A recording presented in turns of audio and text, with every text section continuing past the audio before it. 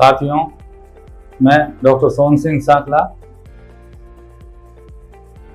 Senior professor orthopaedics and head ortho spine unit SMS medical college Jaipur, अगस्त 2014 से Metromas hospital में director, head and senior consultant की post पे orthopaedics में कार्यरत हूँ। ऑस्टियोपोरोसिस शब्द का अर्थ है हड्डियों में घनत्व का कम होने से बोन स्ट्रेंथ कम हो जाना। बोन स्ट्रेंथ कम होने से आदमी की क्षमता कम हो जाती है। इसको हिंदी में अस्थि क्षरण कहते हैं। इसके प्रमुख कारण हैं, कुछ फिजियोलॉजिकल कॉज हैं, जैसे जैसे उम्र बढ़ती है वैसे वैसे आदमी की एक्टिविटी कम हो जाती है और इन एक्टिविटी होने से आदमी के हाथ पांव कम चलना, वॉकिंग कम करना, वेट बियरिंग कम करना, इससे ऑस्टियोपोरोसिस के चांसेस उम्र के साथ बढ़ जाते हैं। ऐसे ही महिलाओं में रजोनिवृत्ति, मेनोपॉज होने से ये तकलीफ ज़्यादा हो जाती है, या बच्चादानी निकाली जाए, हिस्टेरेक्टमी की जाए तो भी ये प्रॉब्लम होती है। खान पान में अगर माल न्यूट्रिशन है, कैल्शियम, फास्फोरस प्रचुर मात्रा में नहीं लिया जाता है तो भी ये प्रॉब्लम हो सकती है। विटामिन डी की कमी है तो भी ये प्रॉब्लम होती है। आज की तारीख में नॉर्मली लोग सिटिंग जॉब करते हैं, IT professionals, clerks, official jobs वाले सिटिंग जॉब करते हैं। इससे अपनी एक्टिविटी कम हो जाती है और वह अपनी बॉडी पर ध्यान नहीं देते हैं, वॉकिंग नहीं करते हैं, टहलना नहीं रखते हैं, योगा एक्सरसाइज नहीं करते हैं। ये सब ऑस्टियोपोरोसिस के कारण हैं। ये सारे फिजियोलॉजिकल कॉज हैं। कुछ कॉज हैं जो हमारी बीमारियों से होते हैं, जैसे किसी की डायबिटीज़ है, डायरिया हो रहा है रिकरेंट, अगर स्टेरॉइड्स का सेवन कर रहा है और सांस की तकलीफ़ है, या उसके गुर्दा खराब है, या किडनी ट्रांसप्लांटेशन हुआ है, पक्षाघात हो गया जैसे पैरालिसिस हो गया, या मरीज लंबे समय तक बिस्तर में पड़ा रहा, तो ये सारे कॉज ऑस्टियोपोरोसिस के हैं। मुख्यतः इसकी जो जांच है, WHO ने इसके लिए रिकमेंड किया है कि डेक्सा स्टडी ड्यूअल एक्सरे एब्जॉर्प्शनोमीट्री के नाम से होता है, जिसमें BMD बोन मिनरल डेंसिटी की स्टैंडर्ड डेविएशन होती है जो -1 से +1 तक नॉर्मल होती है। एक उदाहरण के तौर पर मैं एक एग्जांपल देना चाहता हूँ। एक 80 वर्षीय महिला राजस्थान महिला विश्वविद्यालय में प्रोफेसर की पोस्ट से रिटायर होने के पश्चात अपने घर में कार्य करते हुए स्लिप हो गई और उसके कंधे की हड्डी टूट गई। वो जब हमारे पास आई तो हमने देखा कि उसके कंधे की हड्डी के खूब सारे टुकड़े हो गए थे। मल्टीपल फ्रैक्चर्स कहते हैं उनको, हेड ऑफ द ह्यूमरस का फ्रैक्चर होने पर हमने उन्हें समझाया कि आपके ऑस्टियोपोरोसिस है। नॉर्मली फ्रैक्चर में उसी को वापस रिप्लेस नहीं किया जाए और उसी को ठीक किया जाए, ज़्यादा अच्छा। हमने उसको रिकन्स्ट्रक्ट किया, बोन ग्राफ्टिंग की, लॉकिंग प्लेट लगाई, परंतु 2 महीने बाद ही जब वो फिजियोथेरेपी करने के बाद हमें दिखाना आई तो तीसरे महीने में एक्सरे में हमें पता पड़ा कि उसकी हड्डी बिखर गई, उसके स्क्रू अपनी जगह छोड़ के जोड़ के अंदर धंस गए और कंधा पिचक गया।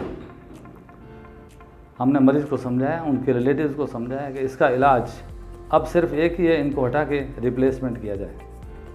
हमने इसी हॉस्पिटल में ये पहला कंधा प्रत्यारोपण मेट्रोमास हॉस्पिटल में किया गया जो मार्च में हुआ, और इस लेडी के हमने रिवर्स शोल्डर आर्थ्रोप्लास्टी करने के बाद आज 7 महीने हो गए, पेशेंट बिल्कुल ठीक है। मेरा नाम पवन कुमार गुप्ता है। मेरी पत्नी एक दफ़ा कुर्सी से फिसल गई और उसके फिसलने के बाद उसके कंधे में काफ़ी दर्द था, तो उसको दिखाने के लिए हमने हॉस्पिटल में गए। वहाँ पर पता लगा एक्सरे इत्यादि कराने के बाद कि इसके जो ह्यूमरस का जो प्रॉक्सिमल पार्ट है उसमें कई सारे फ्रैक्चर हैं। आपने बताया कि इसका एक ही अच्छा इलाज है कि इसका हम जो है क्या कहते हैं, रिवर्स शोल्डर ऑर्थोप्लास्टी वाला एक्सपेरिमेंट, वो है ऑपरेशन जिसमें ये जॉइंट चेंज हो सकता है। तो चेंज करने के बाद ये हेड वाला जो प्रॉक्सिमल जो पार्ट है, ये समस्या आपकी नहीं रहेगी। तो हमने उसको समझा और काफ़ी महसूस किया भी ये एक अच्छा रास्ता हो सकता है। तो अल्टीमेटली हमने वो दूसरे ऑपरेशन के लिए करीब मार्च में हमने ये 2020 में ये ऑपरेशन कराया, और उसके बाद से अब 6-7 महीने से हम दवाई वगैरह खा रहे हैं। कोई ख़ास दवाई नहीं है, पर पेन वगैरह कभी होता है तो अब दवाई खानी पड़ती है। ऑस्टियोपोरोसिस के ट्रीटमेंट के लिए इंजेक्शन लेते हैं, और इसके अलावा फिजियोथेरेपी का काम जो है लगातार जारी है, और उसके बाद हमें काफ़ी आराम है। और अब उनकी समस्या जो है हाथ काफ़ी हद तक उठ जाता है और वो काम भी थोड़ा कर पाती हैं उससे। कुछ ध्यान रखने योग्य बातें, हर माँ अपने बच्चे को रोज़ 1 गिलास दूध पिलाए। इनएक्टिव लाइफ वाले पर्सन्स को, जिनके आईटी प्रोफेशनल्स या ऑफिशियल जॉब है, जिनका घूमना फिरना कम होता है, आज की तारीख में लोग घर से निकलते हैं, गाड़ी में बैठते हैं, ऑफिस पहुंच गए, वापस आए, फिर सो गए।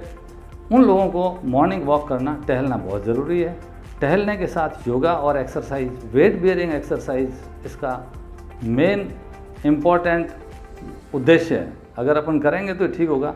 खान पान में कैल्शियम, दूध व दूध से बनी हुई चीज़ें, सीताफल, अमरूद, चीकू, केले, अंडे और मांसाहारी लोगों के लिए मीट भी इसमें सहायक होता है। विटामिन डी की प्रचुर मात्रा के लिए कम से कम 40 मिनट धूप का सेवन करना चाहिए। अगर वो पॉसिबल ना हो तो विटामिन डी टैबलेट्स आती हैं या चीज़ वगैरह जो विटामिन डी प्रचुर मात्रा में होते हैं उनको लेना चाहिए। इन सब चीज़ों के साथ जो सबसे इम्पॉर्टेंट चीज़ है, morning walk, exercise, activity of life. Best example है हमारे केबीसी के अभिनेता अमिताभ बच्चन, जो 78 ईयर्स की एज में उन्होंने अपने पैर से कूद कर दिखा दिया है कि हम इस तरह हॉपिंग कर सकते हैं। He is one of the fit person doing active job, active physiotherapy, exercise, yoga and morning walk. Thank you sir.